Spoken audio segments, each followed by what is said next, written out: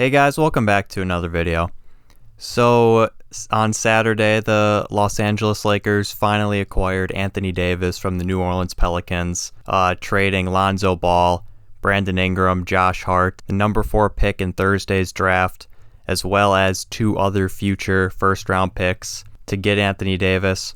So as a Lakers fan, this has been a long time coming, from Magic Johnson and Dell Demps negotiations in January and February before the trade deadline that ultimately broke down, and Dell Demps was reportedly never negotiating in good faith with the Lakers.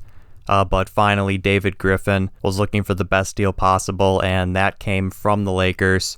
So my thoughts on this trade are that it's honestly a win-win for both teams. The Pelicans have the number 1 pick, presumably going to be drafting Zion Williamson.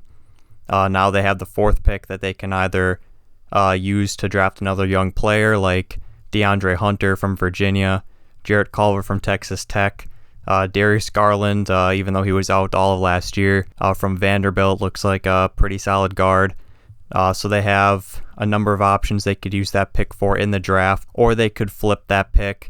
It's been reported that that pick has been sort of shopped around the league for a veteran player.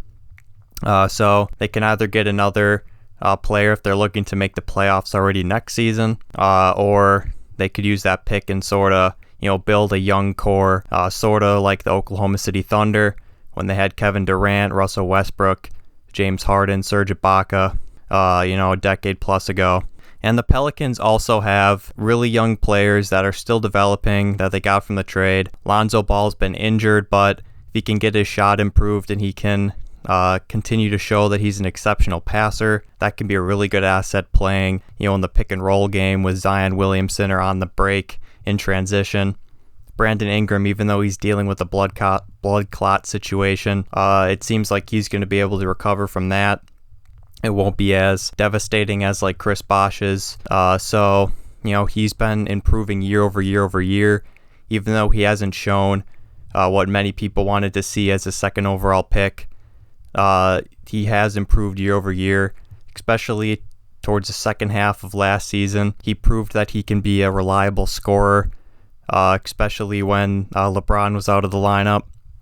And then Josh Hart, another player that has, sort of been a role player for the Lakers the past couple years. This year he was expected to take that jump as possibly their go-to 3-point shooter. But his percentages fell a little bit from his rookie campaign, but he's definitely still a player that can contribute for the Pelicans going forward. And then obviously they have the future picks that they're able to swap with the Lakers. Depending on how this goes, how long LeBron stays, if AD re-ups, these swapped picks, 2023 and 2025, that's a long way down the line, 4 and 6 years away.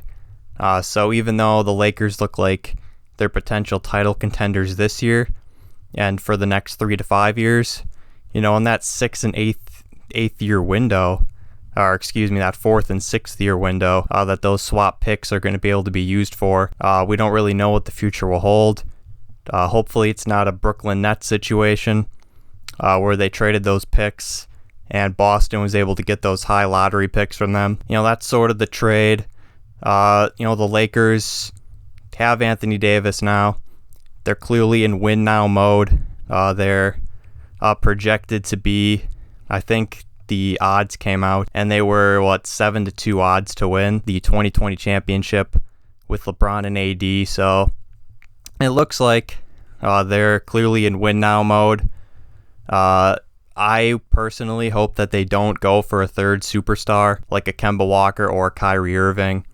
I would like them to use their however much cap space it is, 22, 27, 32 million, whatever it is, depending on when that trade kicks in. I'd like to see them go after shooters, role players, maybe get a Danny Green type player. That's a 3-and-D type player. And if they were to go after a high caliber player, I'd want to see them go after like a DeMarcus Cousins. Obviously he was injured for most this year, and then he went down again in the playoffs. He showed some things in the finals that shows some upward trajectory for him, but I don't think he's going to be getting a max type deal or really anything near that this year. So if I were the Lakers, I would offer Cousins. I'm assuming he's going to want to do another 1 year kind of prove it type deal. So, last year was the veteran minimum with the Warriors. If the Warriors re-sign Clay and KD again, they came out, Bob Myers, their GM, has already come out and said that, he's going to do whatever he can to keep KD and Clay, which would mean giving both the max 5-year deals, nearing and extending $200 million. So it seems like the Warriors are going to go that route. So if Cousins went back to the Warriors, he'd probably have to take that veteran minimum 1 year, $5 million again. But I think the Lakers could maybe offer him 1 year between 10 and 12 million. I think they need a center that can stretch the floor to go alongside Anthony Davis. Cousins has already played with Davis in New Orleans before he tore his ACL. But they played well together. I think they were comparable to Tim Duncan and David Robinson in terms of the numbers they were putting up for the short time they played together. But that would definitely be a good move for the Lakers. Just imagine a pick and roll alternating between Anthony Davis, DeMarcus Cousins, pick and roll, pick and pop with LeBron as a ball handler. If you can get another point guard for cheap, I don't know about Rondo. He's a good passer, but his shooting is a problem. Maybe bring him back coming off the bench, but I'd like them to see the Lakers get a point guard. I can shoot it more from the perimeter. I'm not entirely sure what the options are for them to get more of a mid-level type player that can still play at a starting caliber role. Maybe sort of, one of the veterans out there, like Darren Collison or DJ Augustine that we saw this year starting for the Pacers and the Magic respectively. Just a veteran guy that, is just, pretty average at everything at this point in his career. He knows what he's doing, playoff experience type guys, to really help this Lakers team. So that's my thoughts on the Anthony Davis trade to the Lakers. I see the Lakers... I personally think they're going to win the 2020 title. And, depending on how free agency goes, they could be a 60-plus win team in the 1 seed in the West. I know this year they had big expectations, but LeBron had led the Lakers to the 4th seed in the West before he went down on Christmas night against the Warriors. And then obviously it was a train wreck from there, but a lot of optimism now with Anthony Davis. Lakers gave up a lot this year, and the argument could be made that they could have got Anthony Davis in a year anyway and kept all those young assets. But I see there's 2 main problems with that theory. The first is you've already wasted 1 year of LeBron's tenure in LA. You can't really waste a second because he's only on a 3+1 deal.